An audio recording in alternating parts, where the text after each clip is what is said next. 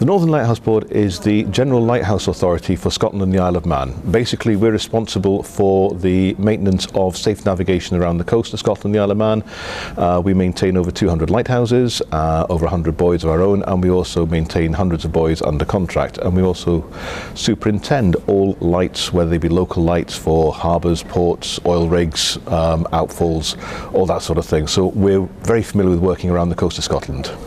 Part of our strategic aim is to support the economic development of Scotland. We operate in Scotland, we live in Scotland, so it's important to us that Scotland does well. Part of that is supporting the great marine science that's happening in Scotland. We work on the shore, around the coast, so it's important to us that marine science has a way of connecting from the academia into the real world, and hopefully we can help be part of that bridge. We've worked in the past with Marine Scotland Science, with Scottish National Heritage, Joint Nature Conservation Council and CFAS, doing scientific study cruises and surveys. Both our ships are equipped with hydrographic survey suites and being good working ships designed for maintaining buoys and putting things in and out of the water. We're quite familiar with working at sea with a wide range of marine data collecting equipment. We've been involved in everything from EU-funded projects like Innis Hydro, where we collaborated with SAMS and Geological Survey of Ireland. We've also supported a number of PhD projects, mainly with SAMS. We had a scientist living on board Polestar examining the marine growth on navigation buoys and then correlating that to expected marine growth on renewable energy devices in the water.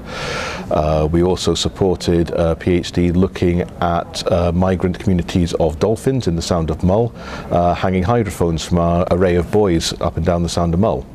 And what we're looking to do is engage with MASTS and the wider scientific community to look at opportunities whereby, while we're doing our statutory work, if we have spare capacity on board in terms of cabins and a bit of downtime, we can have scientists or PhD students or students coming on board, living with the ship, learning how a ship works, getting sea time, and hopefully doing some science at the same time.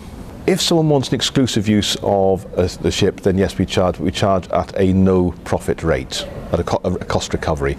We did something like this recently with SAMS and University of Stirling on a project that were looking at the reaction of prawns as bycatch, where we operate an ROV from the deck for a day and a half. We charged them just the time that we were at sea. It was a very cost-effective way of running the programme rather than charging a ship in for a week and relying on the weather.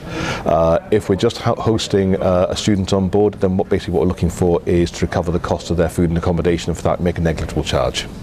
It's definitely what we want to continue. What we're probably looking at to do first is engage with the lecturers and lead researchers, maybe organise a couple of open days to get people down to the ship, see what we can do for them, how we can work together, and if you like, manage expectations, see what's achievable, and then we'll hopefully roll it out to more widely to encourage more students and lecturers to use the vessels wisely for the best benefit of marine science.